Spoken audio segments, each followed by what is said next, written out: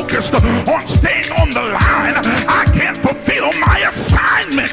But my God is big enough to handle my fault, my strokes, grubs, my mess ups, because he's already prepared for what I might do. He knows what I'm going to do before I do it, and he already made preparation for me before I get there.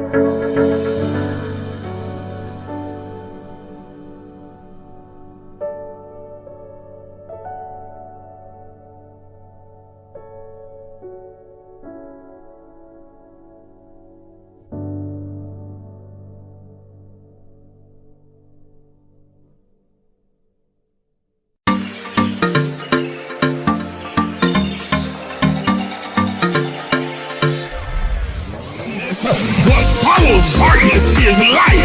That darkness is the indicator that light is getting ready to shine. So there it is in Genesis, when darkness was upon the face of the deep, and God in the spirit form moved upon the face of the waters, and then God said, let there be. Because darkness precedes the light. Are you understanding what I'm saying?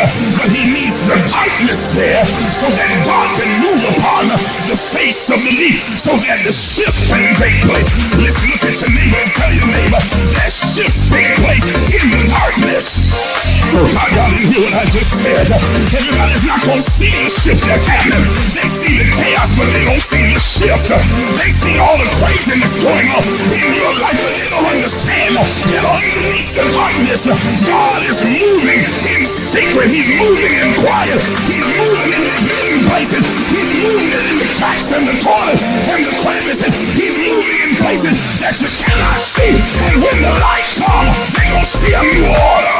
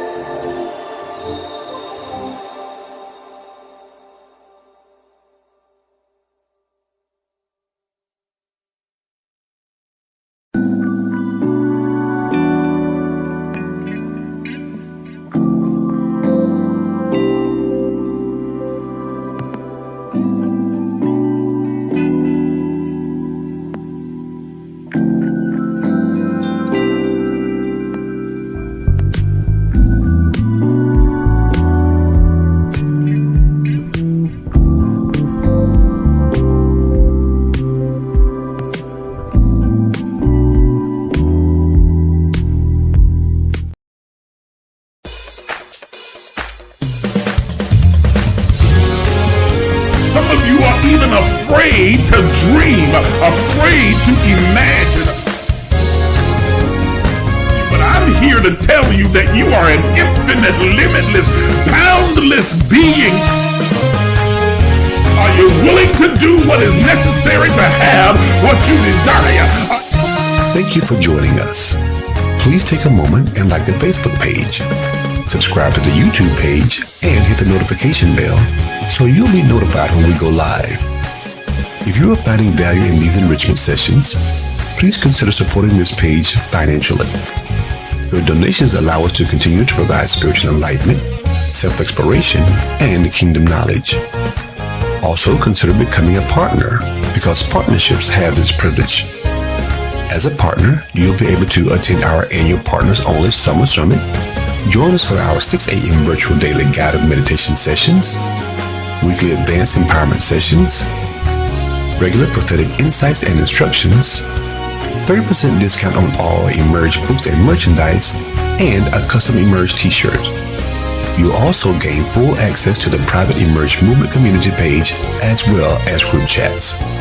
Once again, thank you for watching.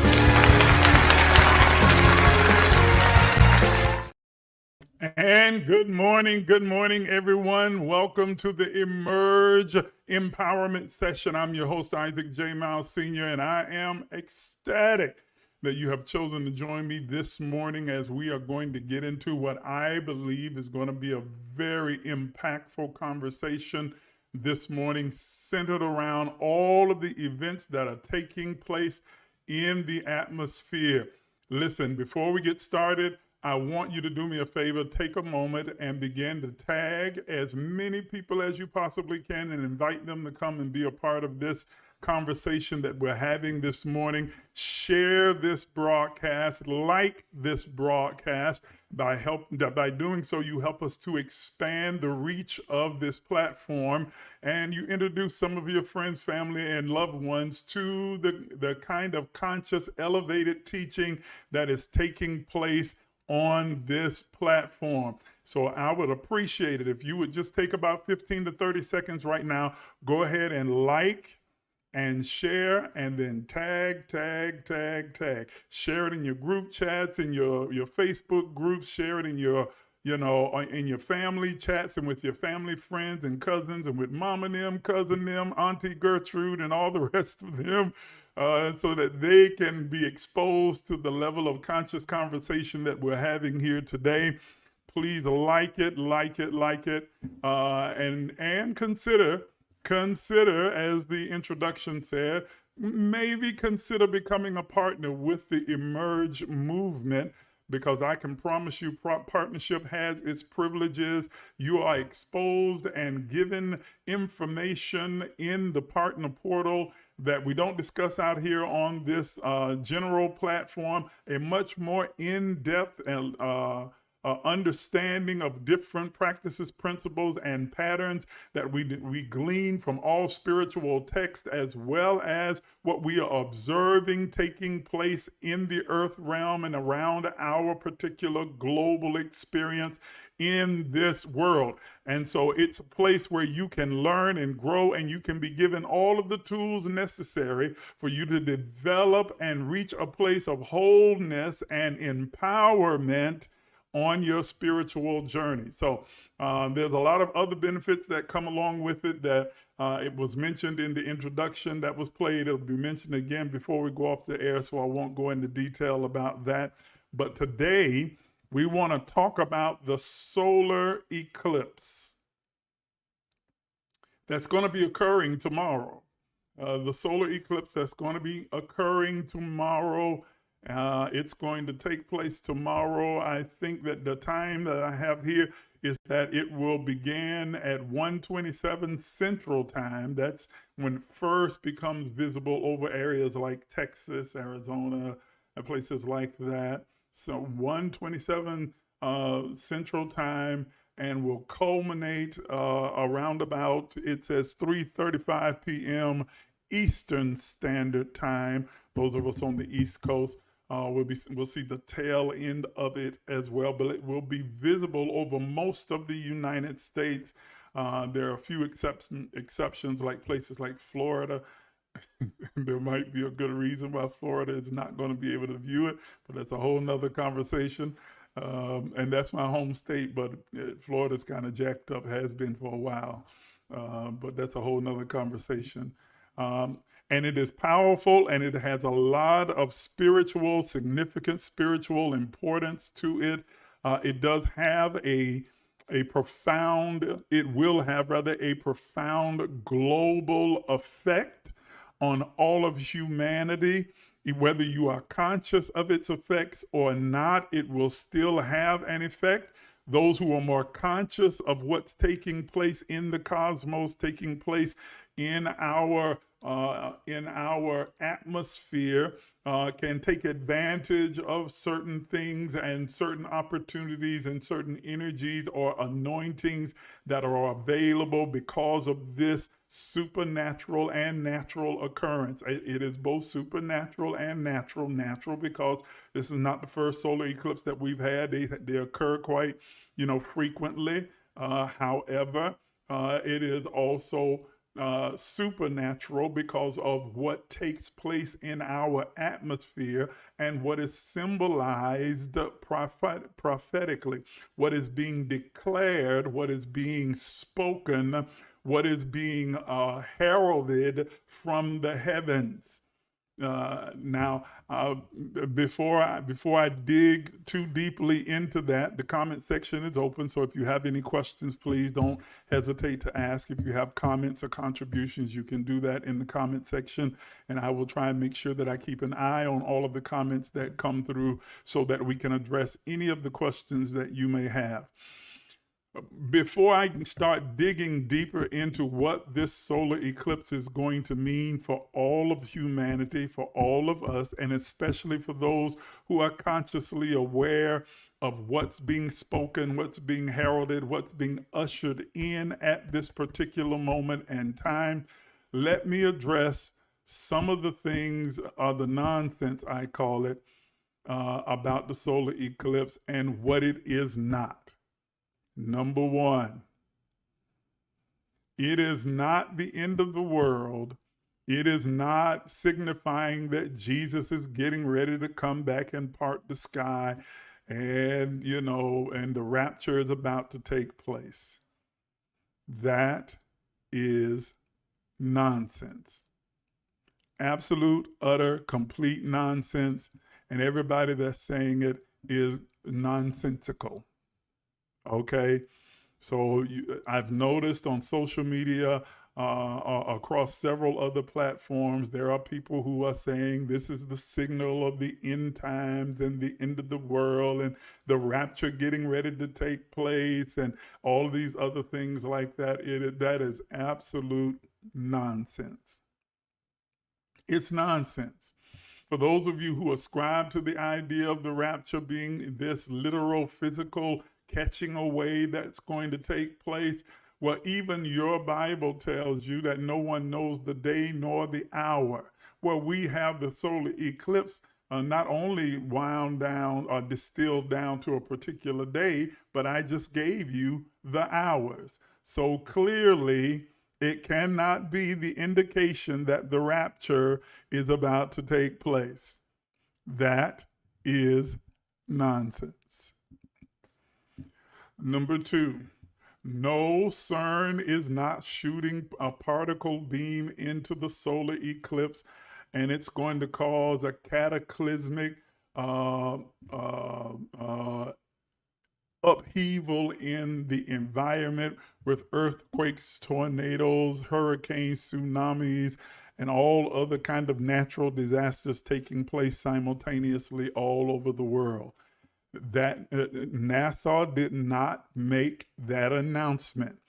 I know there are people who are saying to you that it did, that NASA announced that it's going to be shooting a particle beam into the solar eclipse, and then others have distorted an announcement that was made by NASA that they're going to be firing rockets into the solar eclipse and it's going to cause all of these cataclysmic disturbances. This is a distortion. If you look and research or go to the NASA website, they will be launching rockets not into the eclipse. That's idiotic because you do realize how many millions of miles away the sun is from us and the moon is from us. And so they are not launching rockets that are going to reach the moon and the sun. but definitely not the sun, and certainly not the moon in time to time the solar eclipse when it takes place. But they are going to launch these rockets into the areas of darkness and other things, and the area around this eclipse to measure frequency and how the frequency and the electrical charges in the atmosphere drastically shift during this event. Further, it's not the first time that they've done that. They did it in 2002, they did it in 2007, they did it in 2009. They did it the last time was in 2017. That this goes on. So it is not this other conspiracy theory of a particle beam or hitting this particular portion of the moon so that it can cause these cataclysmic events in order to be able to exercise some level of control and manipulation over the general population. That is nonsense. It's nonsense. Okay? So none of that is what's taking place. There are scientific reasons, genuine, legitimate scientific reasons for measuring the Earth's atmosphere and the electrical changes that are taking place, the magnetic changes, the cosmic changes that are taking place around the globe, and how they can have some effect on our climate and our environment. It is not to cause them. Okay, so as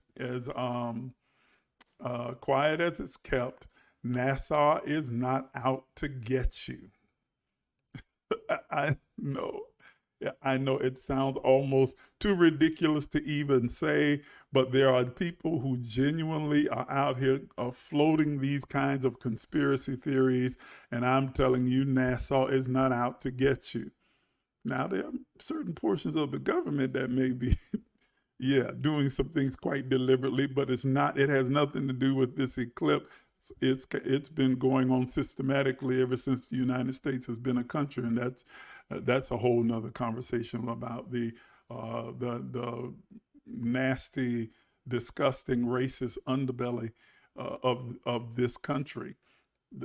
But that's a whole nother conversation that we'll save for another time. Okay, but we want to focus on the effect or effects, plural, of the solar eclipse. Now, let me clarify for those who are, because this platform is open to everybody. It has a universal reach. And so there are people who come from different faith ideologies and religious ideologies that tune in periodically to listen to this platform. But I understand that the majority of those who tune in and follow this platform come from a Christian background. And so you have been taught all of your life, and I know it because I have, served in Christian ministry for over 45 years. I have a lot of experience, pastored for, a number of years, and preached and been indoctrinated and domesticated in the same way that most of you have, being brought up in Christianity. And so you have been told that anything astrological is demonic. God, all this stuff about the universe and stars and planets and zodiac signs and astrology, all of that stuff is demonic, and crystals and sage and all never mind that all of these things are in the Bible. Absolutely in the Bible, and that's not the purpose of this particular conversation this morning. So I'm not going to go into a whole lot of detail about all of the things that the Bible has to say about each of those things. But I understand people's hesitance and inhibition and fear about talking about something as profound as the effects of the solar eclipse on the global community. That they would shy away or come with some skepticism. but allow me to point out to you, and I'm just going to do a little short moment of exegesis, the scriptural text in Psalms 19, verse 1. It simply says that the heavens, listen, here's what it says, the heavens declare the glory of God, and the firmament shows his handiwork. The firmament shows the handiwork of God, but the heavens declare the glory of God.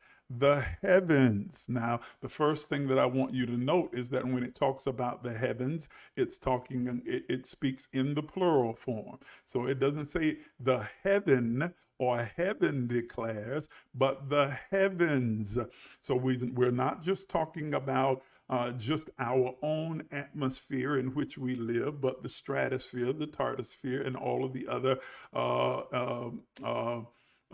existence throughout this universe, our known universe, throughout this galaxy, and the other galaxies and dimensions beyond. The heavens declare, the word declare simply means to speak, to herald, to prophesy, to reveal. Okay, so the heavens, all of the atmosphere, the universe, the galaxies, all of these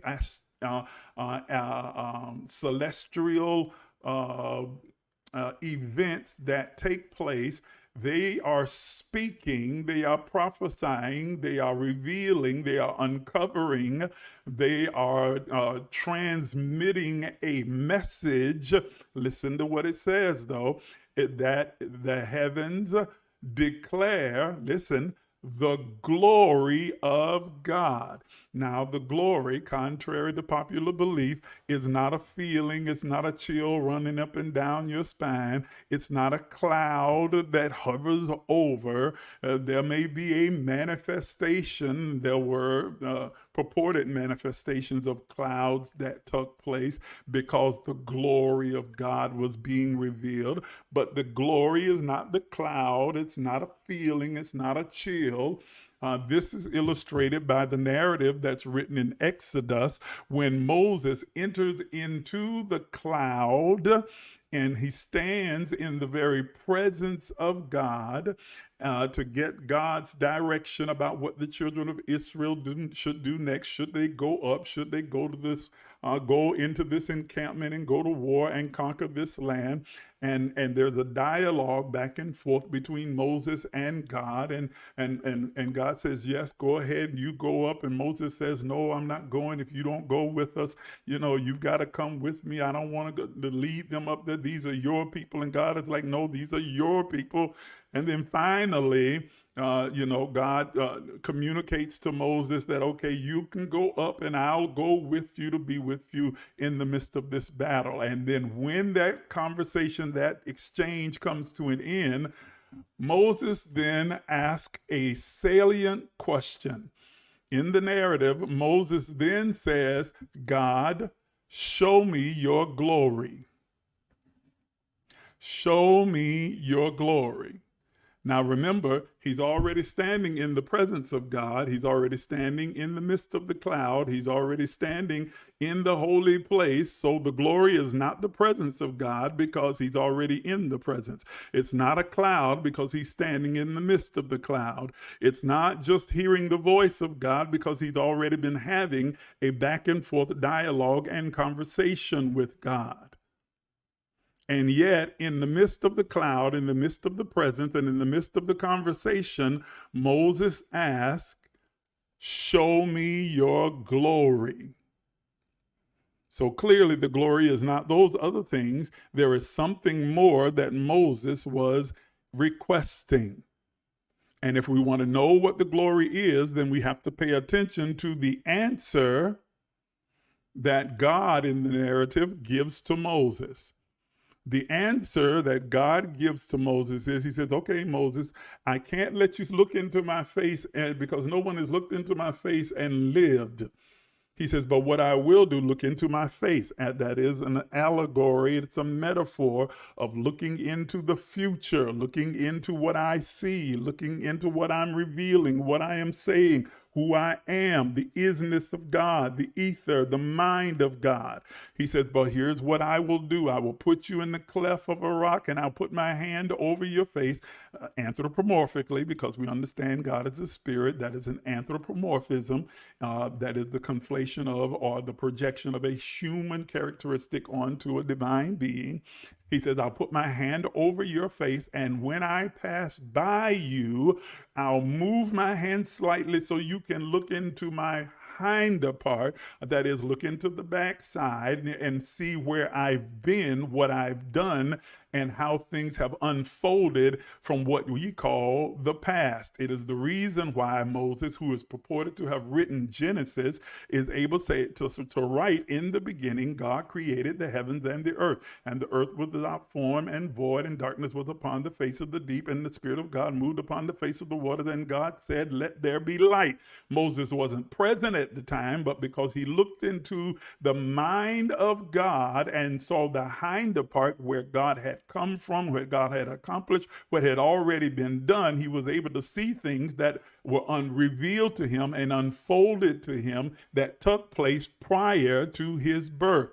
But then remember that the testament was that you couldn't look into the face, that is, look into what is about to be revealed. So we understand that the mind of God reveals within the confines or the parameters of the thing that we call past, present, and future, because of course God has no past, present, or future, because God everywhere, God is everywhere at the same time. So there is no past, present, and future. But from our perspective, it looks like a past, present, or future.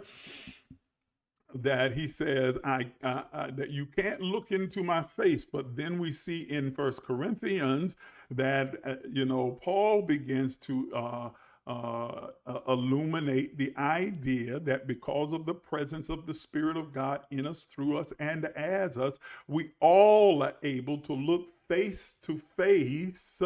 Yes, into the face of God. And he says, when we look we now see face to face, we are transformed into that glory, or that knowledge, that mindset, the mind of God, what we are observing, and taken from glory, one level of understanding and knowing, to glory, to another level of knowing and understanding. So when the text in Psalms 19:1 says that the heavens, the atmosphere, the celestial planets, and all of the things that are taking place in the galaxy reveal or speak or herald or declare the glory, it is saying it is revealing to us the mind, the plan, and the purposes of God. The heavens declare the purposes or the mind of God, so that by studying the stars, the planetary movements, the celestial movements,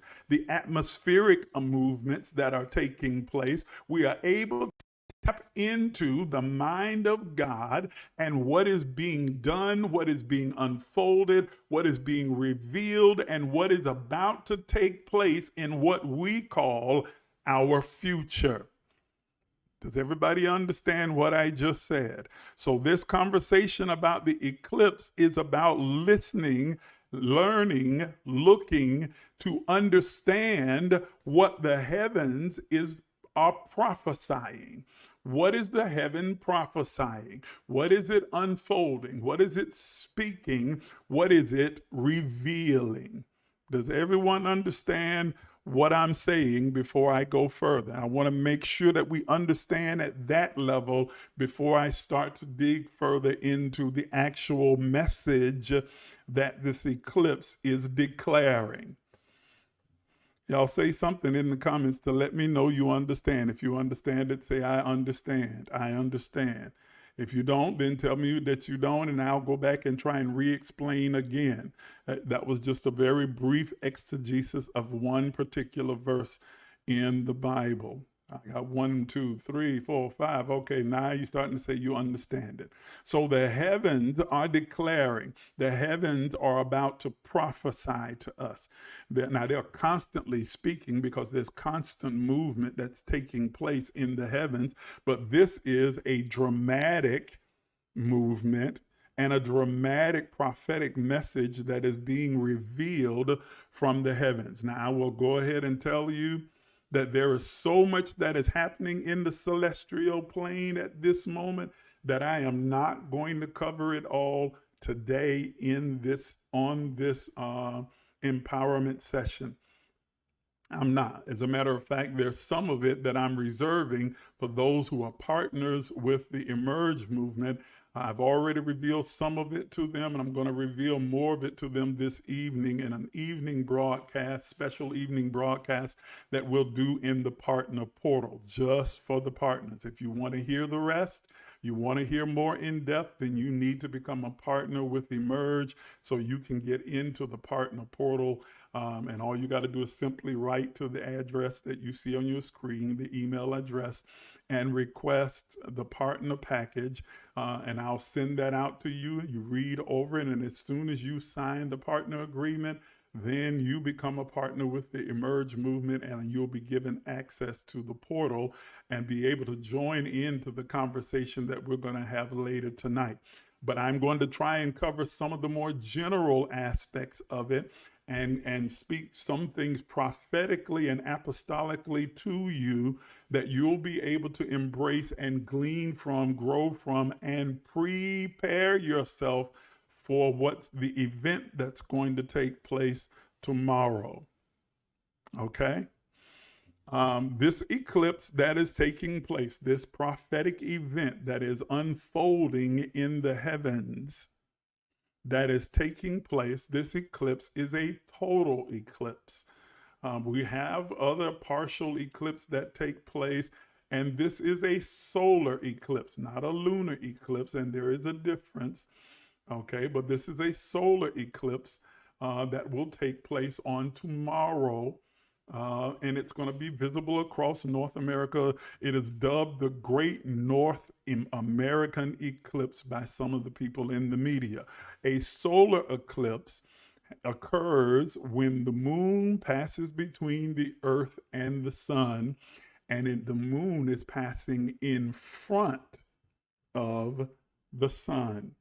A solar eclipse happens when the moon is passing between the earth and the sun, and the moon is passing in front of the sun. Okay, thereby it obscures the image of the sun for all of the viewers and the people that are on the earth. Now, I want to begin by first talking about some of the things that the moon symbolizes. Remember that this is primarily a movement of the moon. Okay? Well, before I even do that, let me also just point out something else to you. It is also significant and should be noted the timing of what's taking place. It should be noted that we are experiencing this solar eclipse in the 8th year. And those of you who've been following the platform, you know what I mean by that. We are in an 8th year, okay, an 8th year leading to a 9 year, okay, because this is 2024. Okay, so you add those numbers together, that gives you an 8. This is an 8 year during the gestation period that will lead us to the 9th year, 2025, the birthing, a birthing year. So this is a gestational year, year of energy, the 8th year, and we were told about the power of this number 8. This is happening during an 8th year on the 8th day in the 4th month, which is the end of the first trimester, while Pluto is seated in Aquarius during the retrograde of Mercury. Did you catch all of that? All I told you, there is so much that is happening in the celestial, that's happening in the atmosphere right now. And so that's why I said there's no way I'm going to be able to deal with all of it on this morning on this platform. I will unpack it more in the partner portal later tonight. We are dealing with this experience. This solar eclipse is happening in an 8-year, at the end of the gestation period of the first trimester, the 8th year, on the 8th day, in the 4th month, the end of the first trimester, while Pluto is seated in Aquarius and Mercury is in retrograde.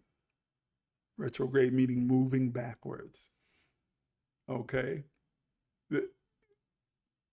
And I'm just telling you up front, I'm not going to be able to get into all of it. If you want to know all of it, you need to become a partner and join us in the portal later on this evening.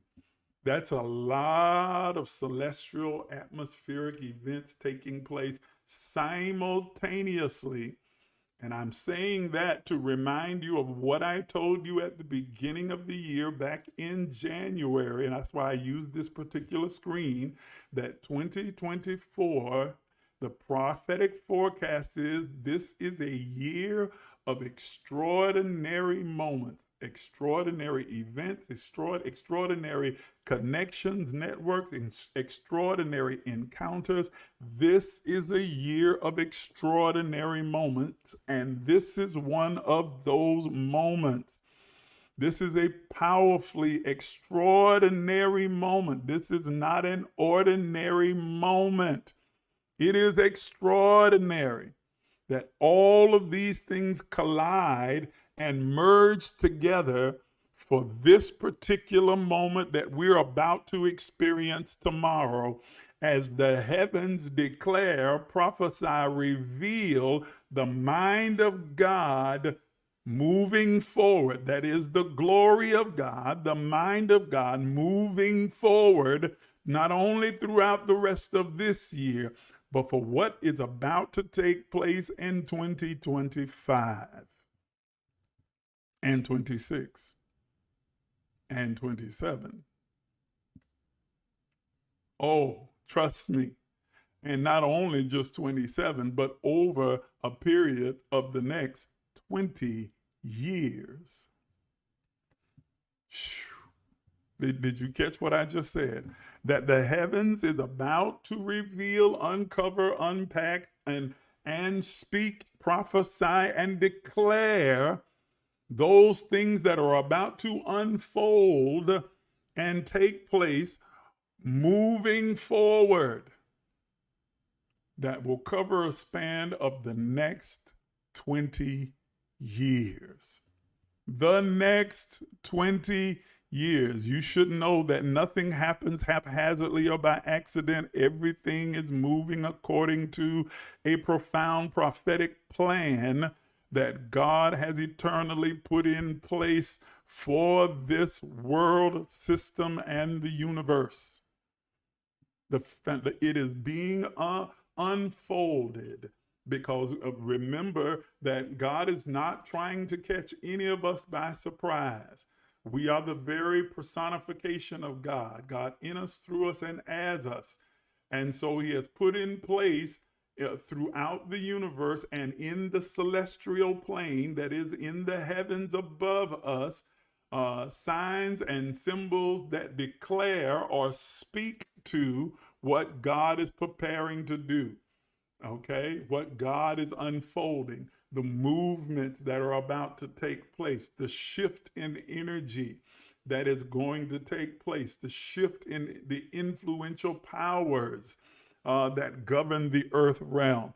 All of these things are not hidden, but they are put in plain sight for those of us who are attuned and to the frequency, the high frequency of the mind of God, and who are willing to do the necessary study, research, along with meditation and prayer and all of the other keys of the universe that we've talked about before, to know and to understand, so that we can be prepared, that we can be ready beforehand. And as Will Smith says, if you stay ready, you ain't got to get ready.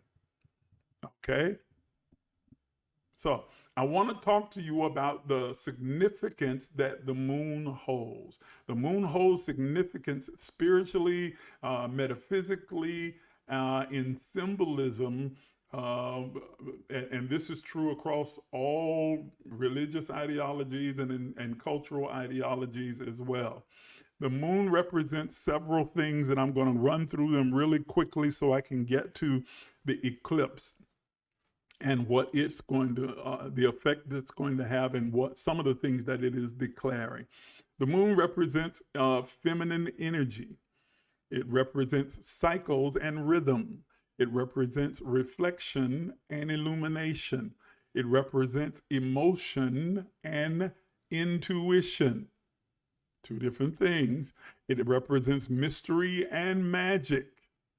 It also represents balance and harmony, spiritual growth and evolution, and it also represents our connection to nature.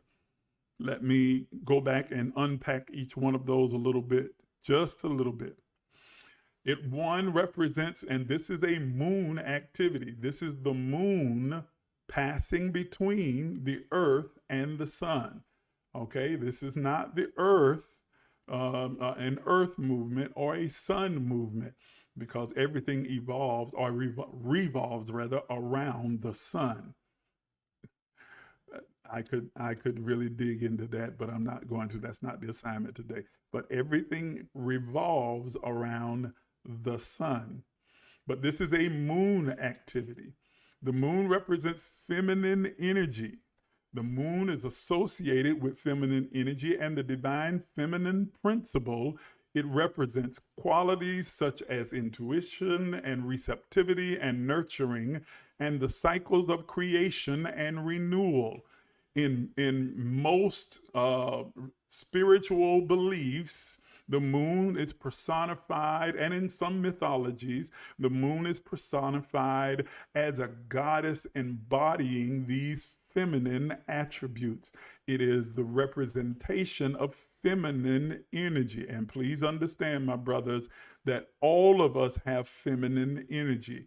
Every being has both masculine and feminine energy within them. And those energies represent different parts of our duality, our spiritual and human makeup. But the moon specifically represents that feminine energy that speaks to our intuition, our receptivity, our nurturing, and the cycles of creation. Okay? Which brings me to the second thing. It also represents cycles and rhythms.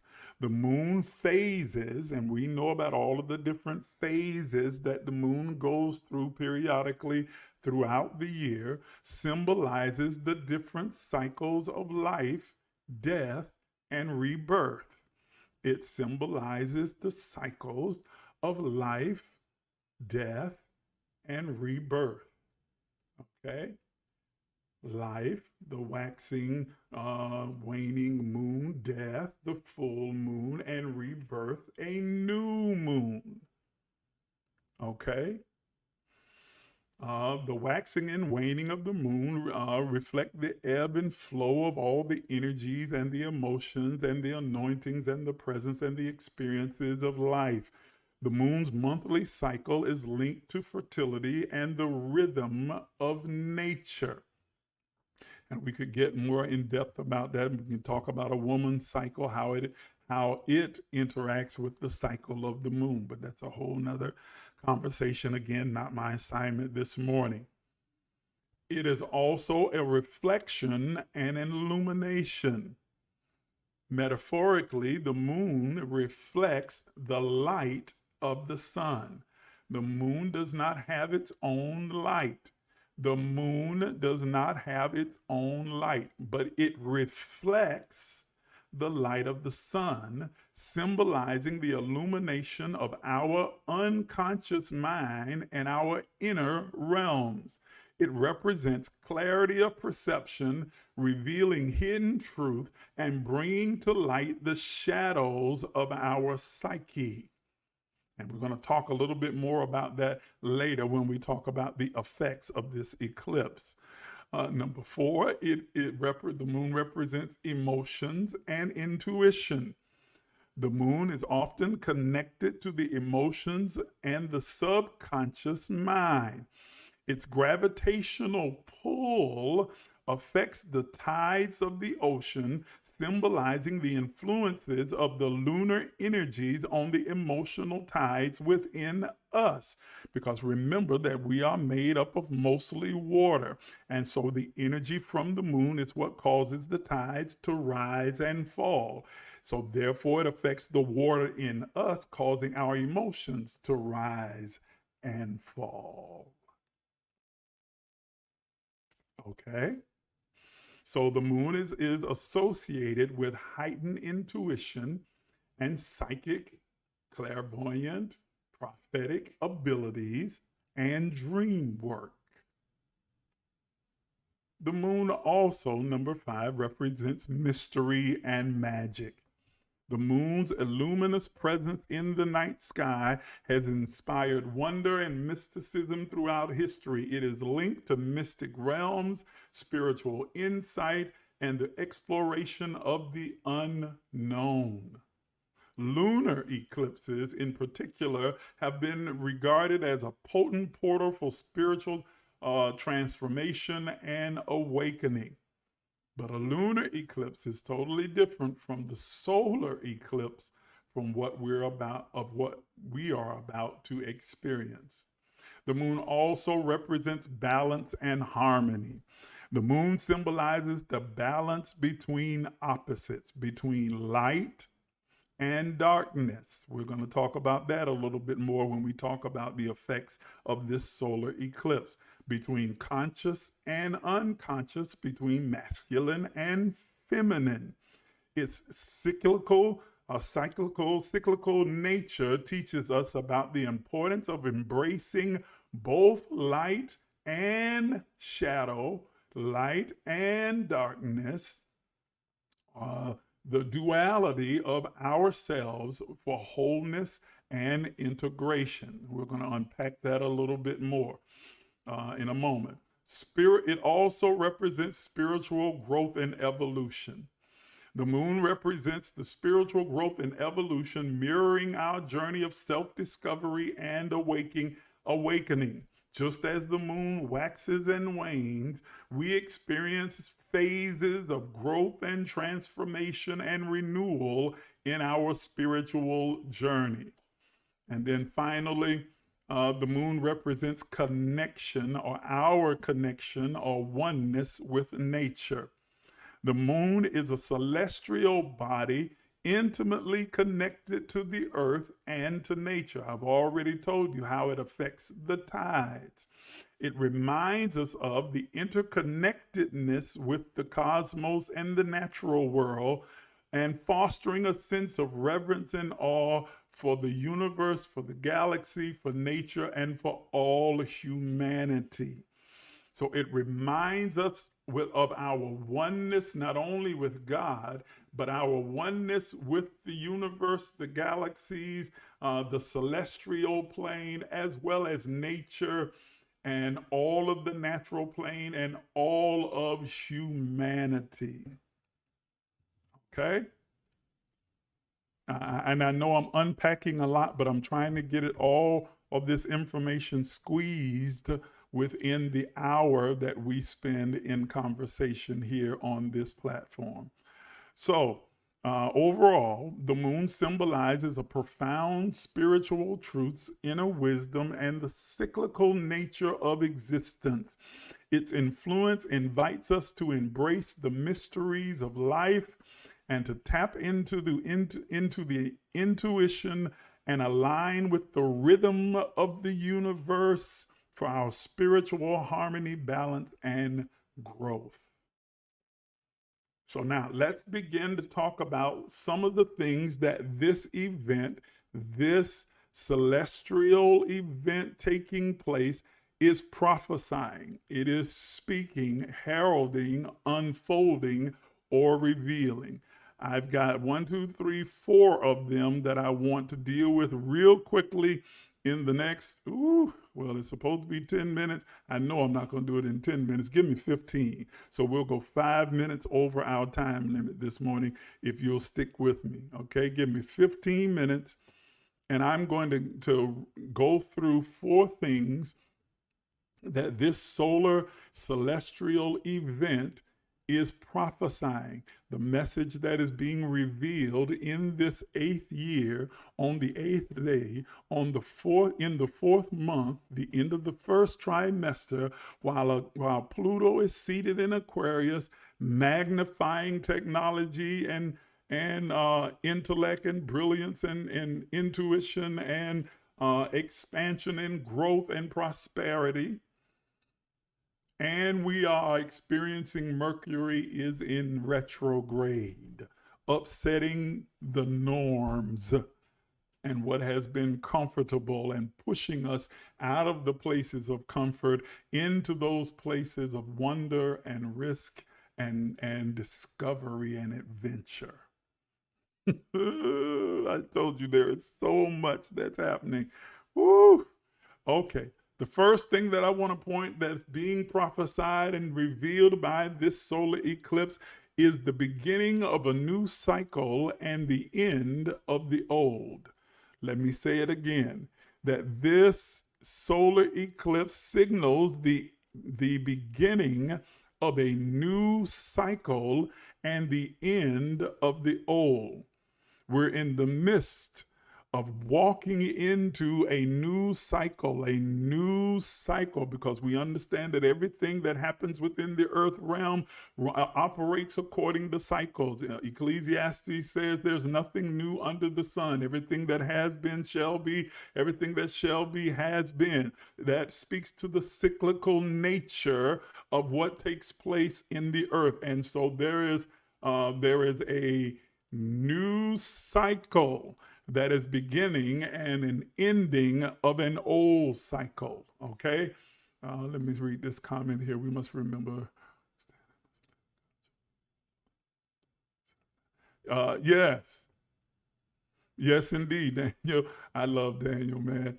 We must remember and understand that Moses led a cult of chosen people. I like that he uses them as a cult that worship the moon, sun god, moon god, sin, Sinai, and we have seen sun worshipers. That's true. That's a whole nother conversation. Not where I'm at this morning. And then he also says to study 444. Yeah, that 4. It's very important, very significant that this is happening in the 4th month. Again, I'll unpack that in the partner portal this evening. So if you want to hear that, you definitely need to be in the partner portal.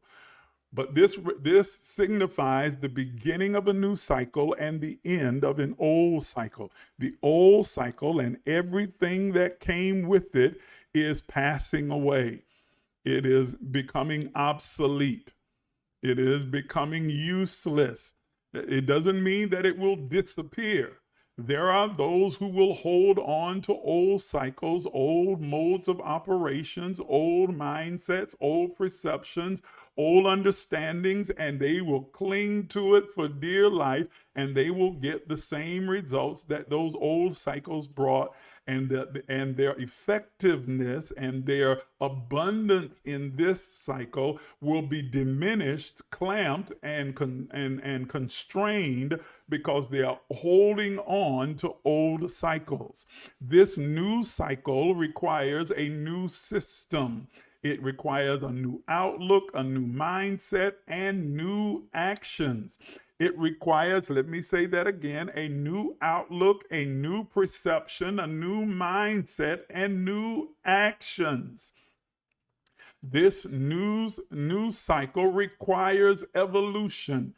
It requires you to vibrate higher, to think higher, to become more of your authentic self and more of your high and rather embrace more of your higher consciousness. It requires you to let go of what has been and what has served you well. It doesn't mean that it didn't serve you. It served you well, but now its time has passed. That applies to people, places, and things. Let me say that again. That applies to people, places, and thing. That it is time for you to shed the old cycle and all of the people, places, and things that came along with that, unless they are evolving in concert with you. If they are not evolving, then it's time to shed those things. It doesn't make them bad. It doesn't make them evil. It doesn't make them terrible. It doesn't make them demonic. It doesn't make them any of these other negative connotations. It simply means that you have outgrown them, you have evolved beyond them, and that you are moving forward, and they, by will, by choice, or by ignorance, are not willing to transition and move at the same pace and in the same space that you are. So you have to be willing to leave it behind. I said this includes people, places, and things. It may be cousins, aunties, mamas, daddies, friends, boyfriends, husbands, wives, relationships. It may be places like your church. Oh my, oh Lord, help me, Jesus. Help me, Lord. Yeah, it might be your church. It may be your job. It may be your location, your present location, your hometown. It involves things. Okay, your particular religious ideology or whatever it is that you have clung to for comfort and that has been able to help you to move, grow, and matriculate to this particular point in place. But it has taken you as far as it can. And in order for you to progress forward, you've got to be willing to let go of the people, places, and things that were of that old cycle. Because this cycle, listen to me, this circular cycle creates a flow. This circular cycle creates a flow. Everybody put into the comments a flow, a flow, a flow. It is creating a flow. But it is creating two different flows simultaneously. One that is moving forward and another that is moving backwards. Let me say that again. It is creating a flow. One, the cycle that is being created, this new beginning, is moving forward. And then the other is, by necessity, the old cycle is flowing backwards. And how you think, speak, and act in this moment moving forward will determine which of these flows you're going to land into. You will either land in the space of this new cycle, this forward flow that will catapult you into your future, toward your destiny and the fulfillment of purpose, or you will fall into that flow that cycles backwards, and you will find yourself repeating the same events, the same relationships, in the same places, doing the same things that you have done, for some of you, for years, for decades, for months, or for days. You will find yourself in that repetitious, vicious cycle like a merry-go-round, just repeating what has been, because you have not adjusted or raised your vibrational frequency, raised your conscious awareness, expanded it, and willing to step into the new. You are repeating what you have been. You'll hear the same old messages, the same old understanding. You'll have the same encounters, the same experiences, the same relationships, not with the same people. You just meet different people who bring the same energy that you've experienced before. And so you are experiencing the same person in a different body. Are you understanding what I'm saying? because you have not adjusted and chosen to step into this new flow of being and becoming. Listen to me. This new flow of being and becoming. You have to be and become everything that is being garnered, gathered, and brought forward in this new flow. You cannot afford to remain stagnant where you have been. When stagnation comes, it brings shrinkage. It brings decay. It brings rot. You cannot remain stagnant. Oh, that's good right there, Daniel. Daniel said this. He said, the flow of becoming and unbecoming, of knowing and unknowing. Yes, of becoming and unbecoming, of reaching forward and letting go, of knowing and unknowing, because you cannot take metaphorically this new wine and put it in old wineskins. You cannot take this next level of understanding, revelation, insight, and knowledge and case it inside of old systems of ideologies and beliefs that no longer serve your highest good. You need new vessels, new minds to contain. That's why you have to be transformed by the renewing anachronosis of your mind to contain this new understanding, new insight, new revelation, new motivation, this new mode of operation that is being unfolded, revealed, and declared by the heavens.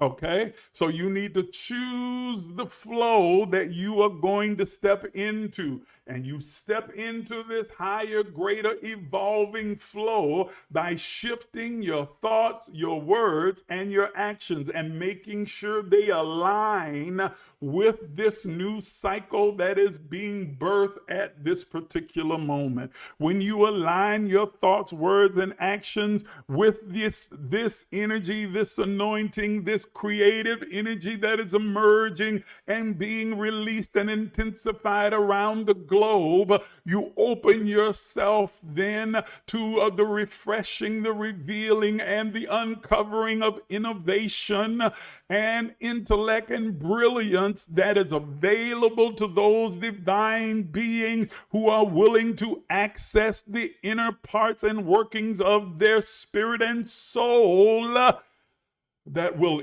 give them the ability and the tools necessary to cultivate and create the life they desire, a life of overwhelming abundance. But if you align yourself with that old cycle, the same thoughts, same words, same actions, if you keep doing what you've always done, you will get what you've always gotten. You will have what you've always had. You will experience what you've always experienced. If you are not willing to shift, and I'm speaking to some of you who are very entrenched and drenched, saturated and inundated with religion and religious ideology, whether it be Christian, Islam, Buddhism, Hinduism, Taoism, or whatever your ism is. If you are unwilling to dig yourself out of that entrenchment and begin to let go and open yourself to the infinite, limitless, eternal mind of God that is being revealed in these moments, you will remain right where you've been and repeat the same cycles and the same experiences over and over again. This applies to your life. It applies to your finances. It applies to your relationship. It applies to your career. It applies to your business acumen. It applies to your investment. It applies to every aspect of your life. If you are satisfied, satiated with being exactly where you are, and you have no desire to evolve, increase, or accelerate further, then just keep doing and thinking and speaking speaking the way you have been. But if you desire to reach the higher heights, you desire to evolve, to accelerate, to increase, to step into new dimensions of thoughts and being, then you've got to be willing to align yourself with this new cycle and step into this flow that will catapult you forward into the unveiling, revealing, prophetic, insightful, clairvoyant, psychic truth that God is revealing in this moment. I said 15 minutes and I used 15 minutes on the first one. Lord have mercy. If you gotta go, you gotta go. I understand, but I'm going to finish these 4. Okay, so if you can hang in there with me, hang on. But if you cannot, I understand it. That's on you. Okay.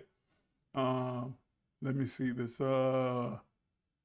Daniel says, the flow of shepherd and sheep, choose you this day who, what, and how you will be. Absolutely. Okay. All right. So that's the first thing that this event, this celestial event that's taking place, this solar eclipse is prophesying. It is prophesying the beginning of a new cycle and the end of the old cycle. Number 2, it is prophesying an increase in sight. Please listen to me. When the moon passes between the earth and the sun, and the total eclipse is in full effect, the moon will sit straightly. It will sit divinely between the earth and the sun. And if you look up, glance up, and at the moon at that precise moment, you will notice a ring of fire going around the moon. It will appear as a ring of fire because the moon is sitting between the earth and the sun. Listen to what I just said. Because the moon, that feminine energy, is sitting between the earth and the sun. It is sitting between the planet and the sun, the earth and the sun. We have these treasures in earthen vessels. The moon, the feminine energy, is sitting between the earth and the sun, and it causes this reflective fire, a ring of fire, to go around the moon. Darkness covers the face of the earth, but there is a ring of fire that is around the moon. This symbolizes a divine eye.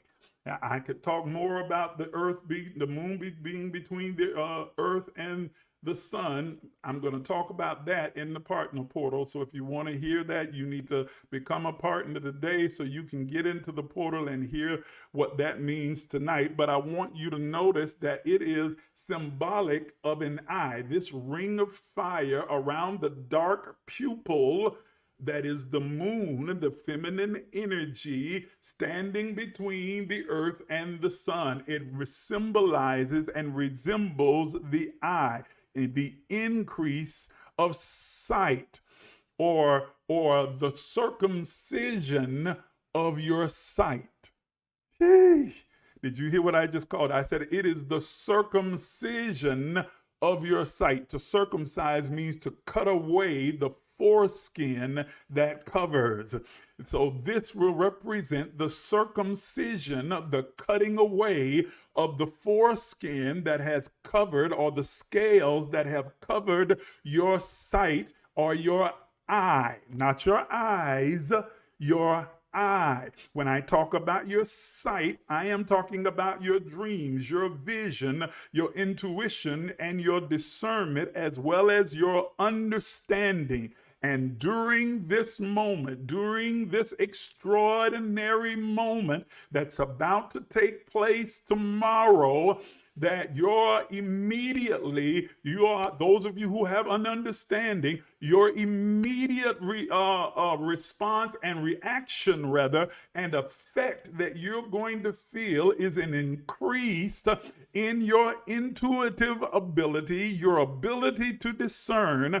Your visions and dreams will become more clear and lucid, and your understanding will increase exponentially. The parameters of your conscious mind will begin to expand and bring the illuminating light of understanding, knowing, knowledge, to know even as you are known, to become consciously aware what you have always known at a soul spiritual level but had not entered your conscious mind, will now begin to flood your mind with information, understanding, revelation, insight, and discernment. Your discernment will increase and intensify exponentially.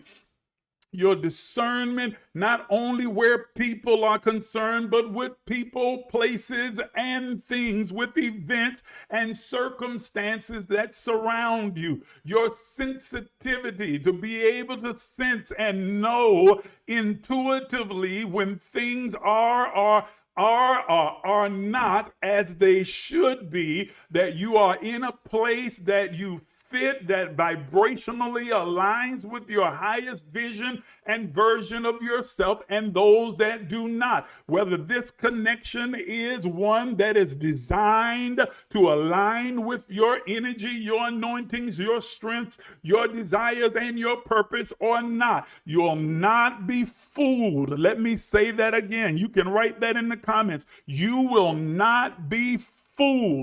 Lord have mercy. Let me say it again. That's right. In the narrative where Jesus had said that there would arise these, that if it were possible, they would fool even the elect. If it were possible, meaning that it's not possible, but that if it were possible, then they would be fooled. I am telling you that this allegory that Jesus is purported to have spoken is about your increased discernment. It is about your being positioned psychologically, spiritually, conceptually, discerningly, to be able to walk in a manner that you cannot be fooled. You won't be tricked. You won't be deceived. You won't be taken in by the tricks and the devices that may be thrown to you by those who may not mean you well. You will not be fooled. Somebody write it in the comments. You will not be fooled. You will not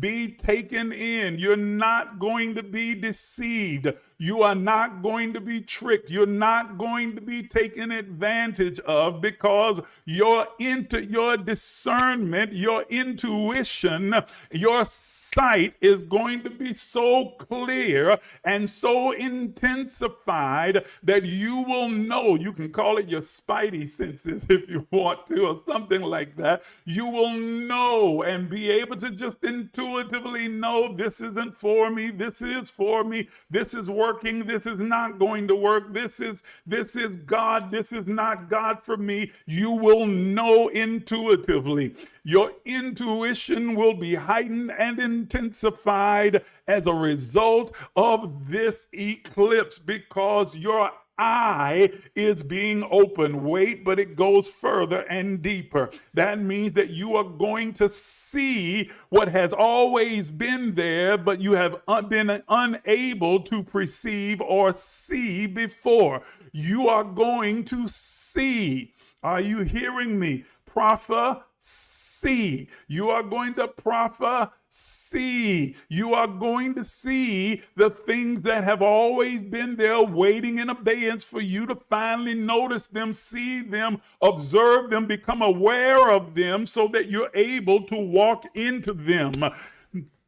There are things that are happening all around you. Man, I'm getting ahead of myself, so I'm going to try and hold it. But because it has to do with number 3, but there are things that have been happening all around you that you have been unconscious of, unaware of, because of the foreskin that covered your eye, your suke, your sight, your ability to be able to perceive and see and understand, to uncover them and see them so you can take advantage of them. There have been opportunities all around you. There have been opportunities for the extraordinary, for growth, for development, for evolution, for you to expand, for you to begin to stretch out and to be and to become greater than where you have been, but you have been consciously unaware of them because of the foreskin. But this moment is pulling back the curtains, pulling back the foreskin,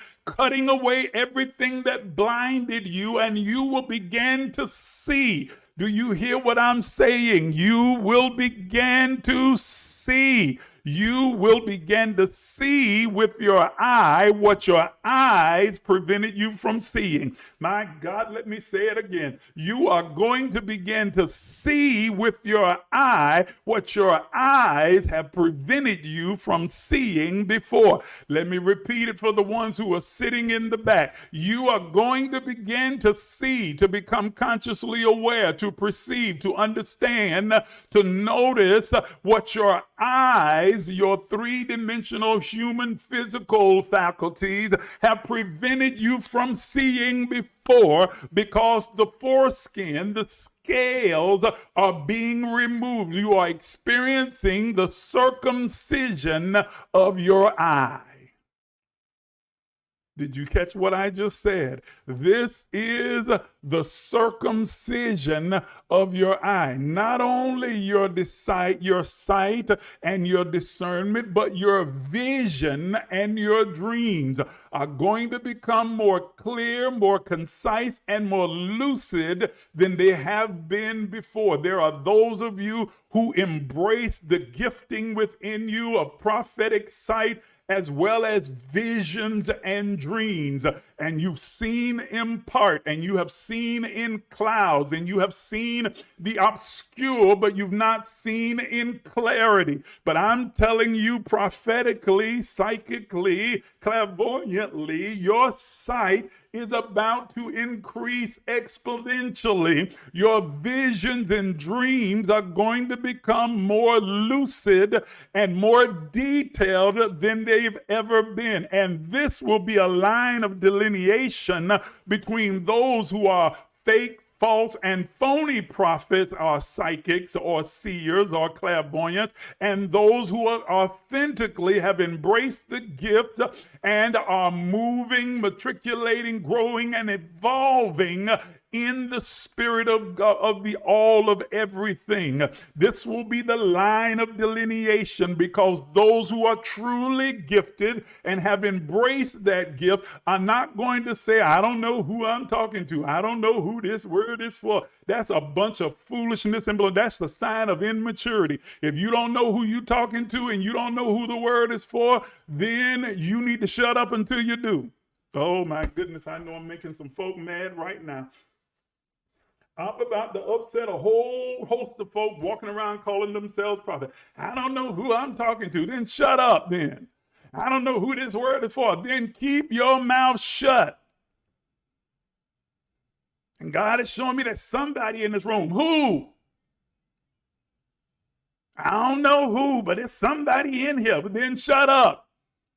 Because in this moment, in this place, in this hour, God, those who are authentic, those who are genuinely gifted in those areas and have embraced the journey of maturity and an evolution in this area, can give you the who, what, when, where, the how. They know exactly who they're talking to. They know exactly who the message is for, and they can give you the details right down to the color, the smell, the time, the place, the event. They can tell you everything because their sight is not uncircumcised. Oh my goodness. You got a bunch of uncircumcised prophets. Their eye has not been circumcised. And so they throwing out a bunch of buckshot prophecy. God's getting ready to do a new thing. Okay, well, God's doing new things all the time. That ain't telling me nothing. That's a buckshot prophecy. It's just a scattered word that could apply to anybody. I can see you've been praying about some things and you've been going through some things. Well, who ain't been praying about some things and going through some things? Buckshot. But a person whose eye has been circumcised can give you the who, what, when, where, and the how. They're not speaking in those general dark speeches. I'm telling you that there are those of you who are truly gifted in these areas, who are evolving and growing and matriculating higher and beginning to vibrate on a higher level of vibration as this solar eclipse takes place and the moon begins to move from its place in the center between the earth and the sun, and it begins to wax to the other side, rather wane to the other side, revealing or symbolizing a new birth and an uncovering. Your sight is going to be clearer and more intense, and your visions and dreams and your knowing and intuition will be clearer, stronger, and more effective and intense than it has ever been before. Okay, that's number 2. Number 3, I've got to quit. Hurry, man. I am not going to be here past an hour and 30 minutes. It's been an hour and 20, so I got 10 minutes to give you these next 2. 5 for one, 5 for the next one, because I understand our attention span. Okay. So first thing is that it represents the end of an old cycle, the beginning of a new cycle. Second thing is it is the circumcision of the eye, your increased sight. Number 3, it is going to increase and amplify your finances. This is where I was saying to you earlier that there are things taking place all around you that you are consciously unaware of, that you don't even see. They've always been there because of your eye being uncircumcised. You were unconscious of the events, people, places, and things that have been around you. But what I saw clearly and heard from the Spirit of the Lord is that you are standing in what is a circle of money, finances, increase, prosperity, and abundance that's all around you. It's not something new. It's not some new discovery. It's not some new event. It has been around you, for some of you for years, for others for decades, but you have been unconscious, unable to see it because your eye was closed. Your eye was clouded. You are surrounded by opportunities, extraordinary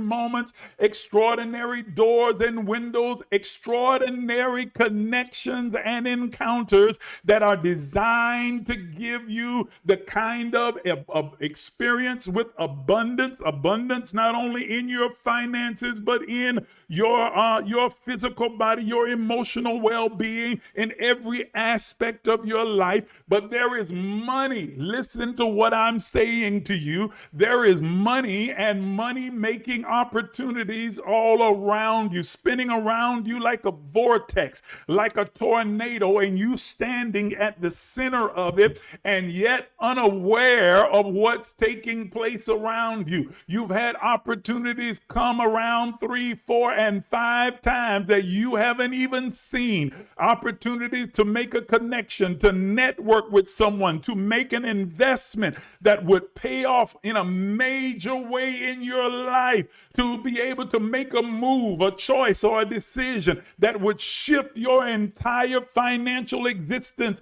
and yet you've missed them because you were unaware, unconscious of them. You weren't tuned into the frequency of money, because you were taught money was evil, that it was bad, that it was some kind of wicked thing or something like that. Listen to me, ladies and gentlemen. Money is not your source. Money is not your God, but it is a resource. And the Spirit of God within you is the source of your supply. Let me say it again for those who are sitting in the back. Money is not your God. It's not your source, but it is a resource, and the Spirit of God within you is the source of your supply. And God wants you to experience the tool of money to be able to cultivate, create, and build the abundant experience that you want to have or desire to have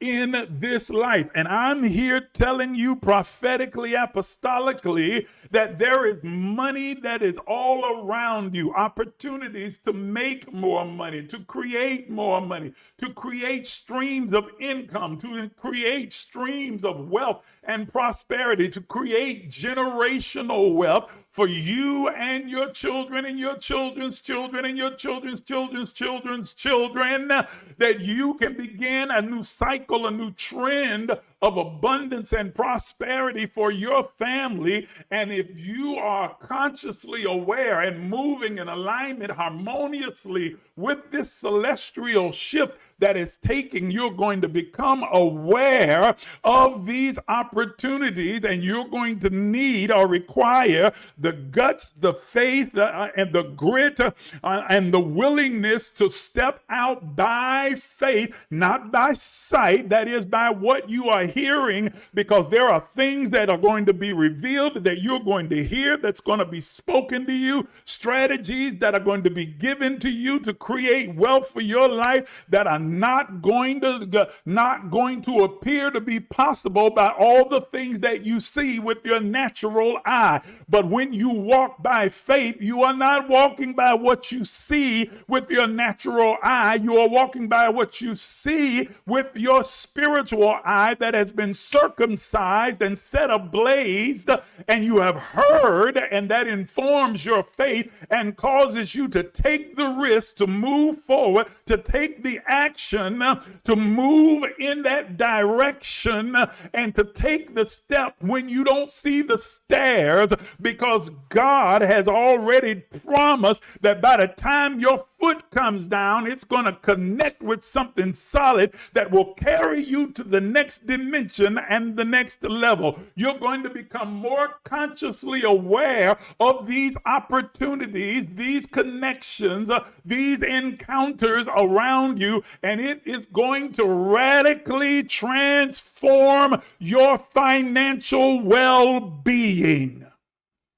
Do you hear what I'm saying? Provided that you act in alignment with your thoughts, words, and actions have to align with this anointing, this awareness, this consciousness. That means you can't continue to walk and live in fear. You can't continue to treat money like it's your source. Oh my goodness. When you treat money like it's your source, you are operating from a place of fear. When you treat money or a job or business or anything else like your source, you are operating from a place of fear. You're operating from a place of dependence. You are depending on the money or depending on the job or depending on the business. And so from that fear, you start making movements that align with fear, which are movements of stagnation. And when something is stagnant, when money is stagnant, it begins to shrink. I'll say it again for the people in the back. When money is stagnant, it begins to shrink, to dissipate and disappear. That if you don't treat money like money, then money is going to conform itself to whatever energy that you are treating it with. Money loves movement. Money is kinetic energy. That's why it's called currency. It is kinetic energy. And when you don't treat money like money, that is, keep it in motion, Keep it in movement through your giving, through your seeding, through your sacrificing, through your investing it. Then money becomes stagnant and it begins to shrink, or it begins to conform and align itself to your fear. And the thing that you fear will then come upon you. You've had opportunities to invest that would have increased your wealth exponentially, but because of fear and some ignorance, you chose to just sit there and hoard your money. I'm saving this. I ain't gonna take a chance on losing my money. I'm not putting my money over there. Ain't nobody gonna get my money. I got to hold on to my money. That's all I got. That's all I have. I'm almost broke as it is. I gotta hold on to every penny. I'm a penny pincher. I'm cheap. Okay, you are stagnant and causing your money to shrink and money to then conform to the energy of fear that you're operating in, and it begins to dissipate and to disappear. Money likes to be managed. Money needs movement. Money needs momentum. And money needs a mission, a purpose. I've told you that before. I got to get on to the last one.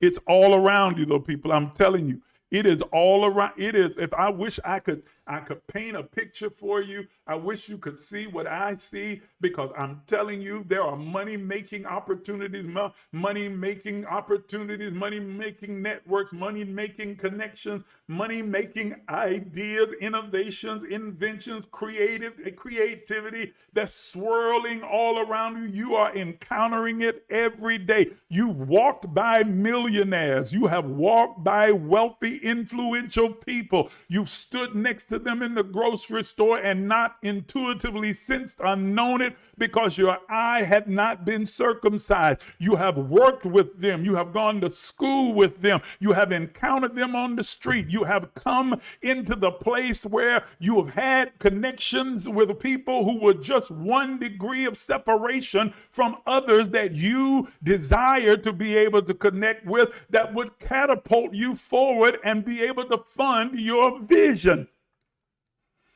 But you have been so shaded and clouded, some of you by your own hurt, by your own trauma, by your own situations and circumstances that have caused that foreskin to cover your divine eye. And so you are more in tune with your emotions of, I don't like them, and they connected, and they don't like me, and they friends with somebody I'm not friends with, so I can't be friends with them. If you don't grow the hell up and stop acting like you in 3rd grade so that you can start recognizing the opportunities that are around, or they don't align with my religion, and they don't align with my doctrine, and they don't align with my culture, and they don't come from my race. If you don't grow the hell up and start recognizing that these connections come in different forms and that you can be fed with eagles and ravens, y'all not hearing what I'm saying to you? Oh, okay. I got to move to the next one because I'm over my time. Great day. Okay, so the first thing is that it signifies and it prophesies the beginning of new cycles, the ending of old cycles. The second thing is that it's the circumcision of the eye. It increases your intuitive knowing and gives your visions and dreams greater clarity. The third thing is that it's setting you up for opportunities for financial expansion, growth, abundance, and increase in your life. And then finally, it is an indication, it is prophesying, it is speaking of the need and the necessity and the importance of integrating the light with the darkness. The integration of light and darkness. This is a time of reconciliation, reconciling the soul's duality and transmuting all dark energy into form that serves you. It is a time for you to stop running away from those things that you have called or labeled the boogeyman within your own conscious mind, within your soul level, in your heart, and you've tried to push them away and tuck them away neatly neatly like a skeleton in a closet in the cracks, in the corners, and the crevices of your being because you not want to deal with them, face them, or go through the process of being able to integrate them. This is a time for you to begin to unpack, unlock, and open the doors, all the corners, cracks, and crevices of your innermost workings and beings. Yes, face your traumas, face your failures, face your mistakes, face your pain, face your scars, because nothing happens to you. Everything happens for you. Nothing is against you. Everything is for you. All things are interconnected and creating a synergistic system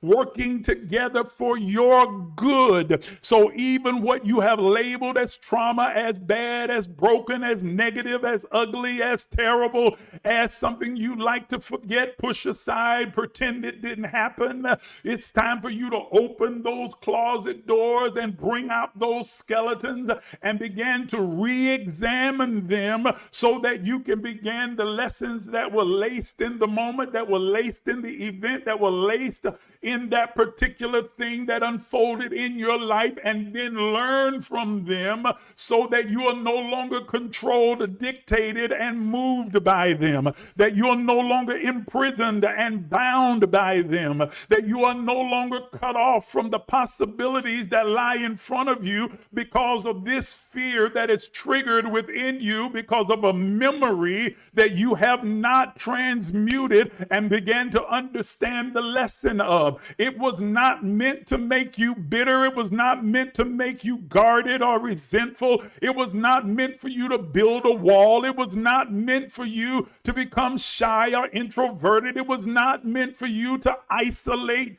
and incarcerate yourself. It was not designed to shrink you, to break you, but it was designed to evolve you, to help you, to grow you, to push you forward, to place a demand on those unseen abilities and unseen powers within you and cause them to rise to the surface. But because you internalized them by interpreting them wrongly, you internalized the trauma, the hurt, the pain, and now it has become your guiding force, your guiding principle, your new personal paradigm that dictates your behaviors, your actions, and your responses and colors your perception. But this solar eclipse is signifying the integration of the light and the darkness, that both of them serve a purpose. The duality of the light and darkness is that they emanate from the same source. That is the all of everything, that is God. And therefore, they have a good, gracious, and great intent for your life. What you say, David? It was good for me when I was afflicted. What you say, Andre? If I never had the problem, I wouldn't know what that God could solve them. I wouldn't know what faith in God could do. It is the integration of this duality, understanding that both of them serve a divine purpose in my life, and I bring them into proximity, into merging them into one, so that I am able to get the full force and understanding of their purpose that will then push and catapult me forward and move me closer to my destiny and the fulfillment of my purpose. Are you understanding what I'm saying to you? I've said that real fast and succinctly because I'm trying to finish. Okay?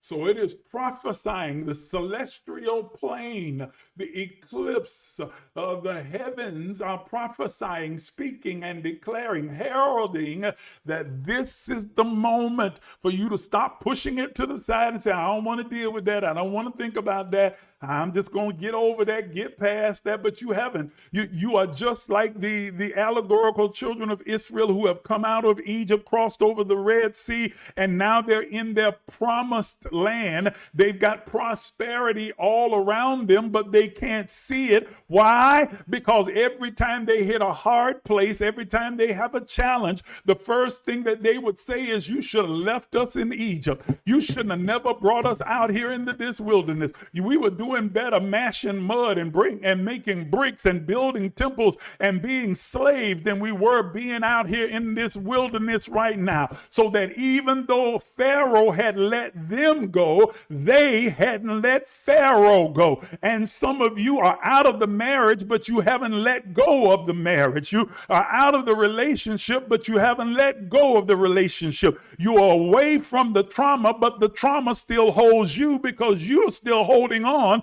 to the trauma. It took place 10 years ago, 20, 30, 50 years ago, and yet that trauma is still dictating your behavior, your actions, and your perception. You can't move on and have a healthy relationship because you keep seeing Tyrone in every person that you meet. You keep seeing Shakia in every person that you meet. Tyrone broke your heart. Shakia took advantage of you. You experienced the traumatic stress and breaking and pain from Tyrone. You experienced the trauma that Shakia kept pouring into you. And now every person you meet, you view them through the lens of Tyrone and Shakia because you haven't let them go. They let you go. They're gone on about their life. They're living in bliss and happiness. And here you are still whining, murmuring, complaining, and being held in constraint and abeyance because you haven't let Pharaoh go.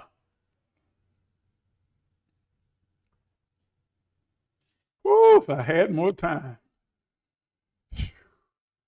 I swear, I promise to God, I got so much more to say. But I'm going to say that in the partner portal later on this evening. I'm going to say it later on this evening. Partners, we're going to meet up in the partner portal at 7:30 p.m. 7:30 p.m. partner portal, and we're going to dig more into what the heavens is revealing. If you want to be a part of that conversation, you need to become a partner with the Emerge movement. It's as easy as sending an email to the email address that you see on your screen. Say 3 words, I want in. That's all you got to say. I want in. The moment you say it and I get your email, I'm going to send you out a partner packet, peruse it, read it, study it, review it, and then simply sign the partner agreement and send it back to me, and I will give you immediate access to the partner portal, and you'll be able to enter in and be a part of our discussion we're going to have tonight at 7:30 p.m. about the prophetic declaration that this solar eclipse is making. I know good and well that you have been empowered, blessed, and positively impacted by the message and this empowerment session today. So it's only right that you worship God by giving and supporting this platform. So every one of you that is tuned in, all 14 of you that are on here right now, don't you dare run off and you know, in that whole thievery mindset and not sow or give. Show your appreciation and give and support this platform. Worship God through your giving by what you've received here today. If you're going to give, you can use one of the many platforms that we have provided for you to be able to sow. I'm putting them on screen now. You can use our Cashapp, which is emerge.lifecenter. Our Zelle, which is emerge.lifecenter@gmail.com. You can use our PayPal, which is paypal.me/emergelec. Or if you'd like to use Venmo, you can do so by using @emergelec. Let your gift reflect your appreciation.